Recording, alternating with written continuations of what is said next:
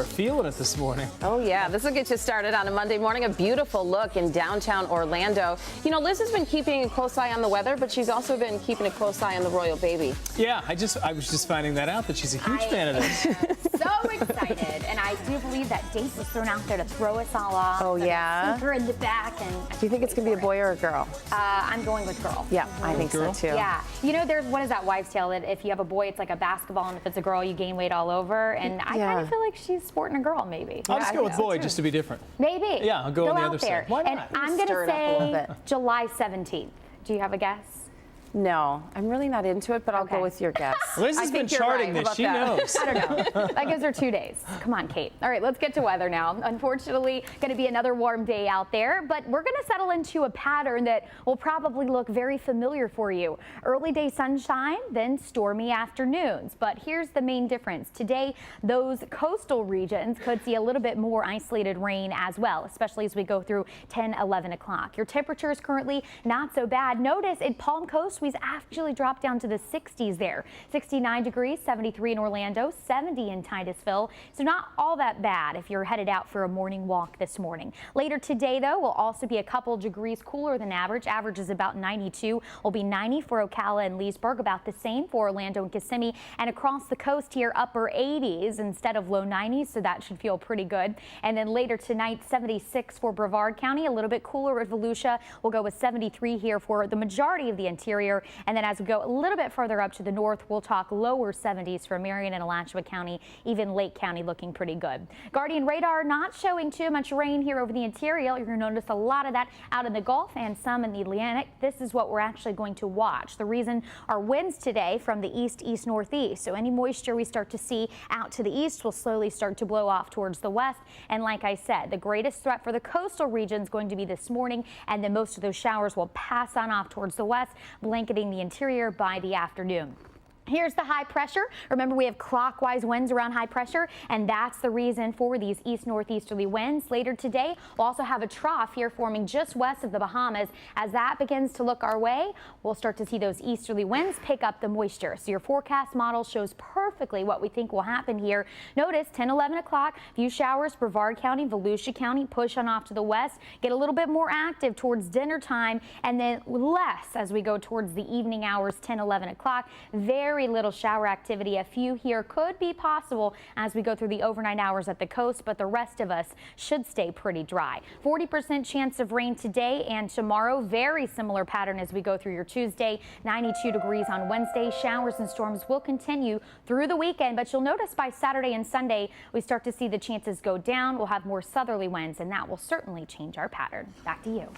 I feel like Liz should stick around for the segment. We can squeeze her on set here, and I'll talk about this. Of course, anticipation building for the arrivals. We're talking about the next heir to the British throne. That's right. The Duchess was supposed to deliver over the weekend, but dad-to-be Prince William, get this, he was 100 miles away from his pregnant wife. Yeah, I wonder how she felt about that. Well, Prince Williams participated in a charity polo tournament over the weekend alongside his brother Harry.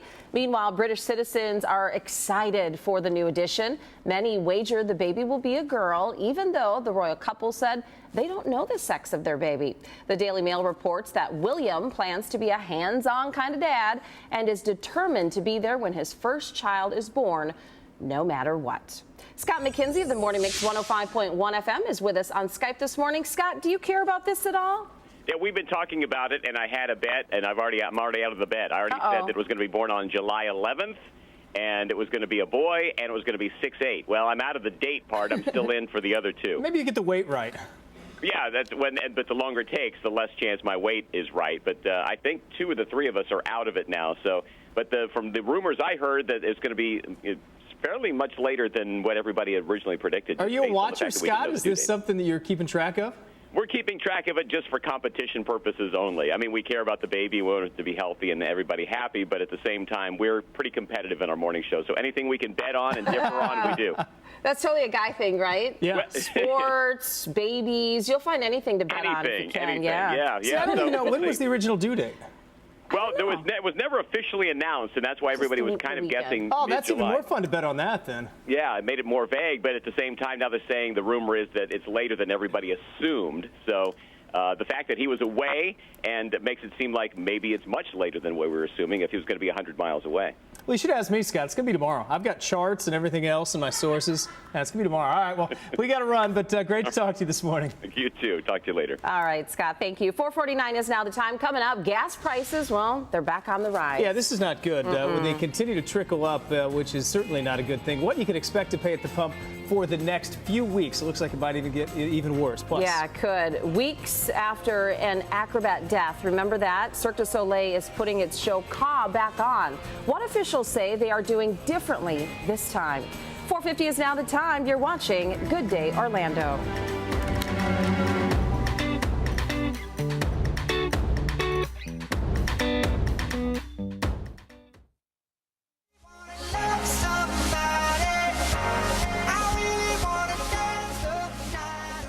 A live look inside the control room on this Monday morning. Hopefully everyone's awake in there. Appears so. Can't see them. No. They like it dark. It's always a bad sign when they're not on camera. We have to wonder a little bit. Wake up slowly. Hopefully you're up with us as well. 4:52 is the time on this Monday morning. Welcome back to Good Day Orlando. Here's a look at what's new this morning. Yeah, we're starting with a private food vendor being accused now of scamming thousands of people out of their meals. Several state audits show the vendor Aramark has a track record of questionable practices. Audits here in Florida found the vendor also charged the state for meals that were not served, substituted cheap ingredients into recipes, and also not serving full portions. Meanwhile, 2 weeks after an acrobat fell to her death, Cirque du Soleil now is going to resume performances of its show Ka in Las Vegas. This will be tomorrow night. Officials say the final aerial battle scene that resulted in the accident is now going to be replaced with something else. And gas prices are once again headed back up. AAA is reporting the national average price of a gallon of regular gas has jumped 11 cents from just last week. It's now $3.60. Florida's average is $3.54. The jump in price was expected after oil traded for more than $100 a barrel for more than 2 weeks. Well, coming up right here on Good Day Orlando, a wanted crook airing his dirty laundry right there on Facebook. Yeah, you're going to hear what big mistake he made that ultimately led to his arrest. We've heard that before. Plus, a Florida zoo mourning the loss of a baby monkey there. How some zoo staff members say that the unexpected death happened. We're going to tell you about that coming up. 4:53 this morning. It is a little bit cooler out there as you wake up this morning as well. 73. It's not going to need a jacket, but it's going to be hot. We'll be back.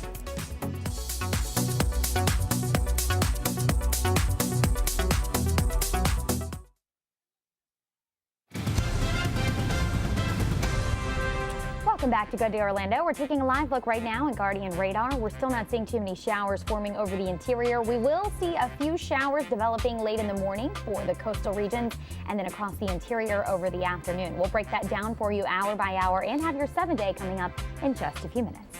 Liz, sounds good. It is 4:56. Let's take a look at your morning headlines in Florida this morning. Let's do it first. A wanted robbery suspect makes a pretty dumb move that lands him behind bars. Get this. The Pasco County Sheriff's Office says it posted a photo of Matthew Oliver on their Facebook page last week as part of their Fugitive of the Day program.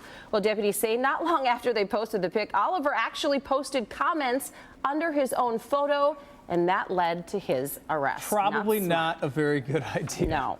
Well, a Florida motorcycle racer has died this weekend. This after losing control and crashing at a speed trial event in Maine. Now, race leaders say that 44-year-old Bill Warner hit 285 miles per hour before that crash. Oh, so sad there. Well, the Santa Fe College Teaching Zoo in Gainesville suffered a sad loss of their own this past week.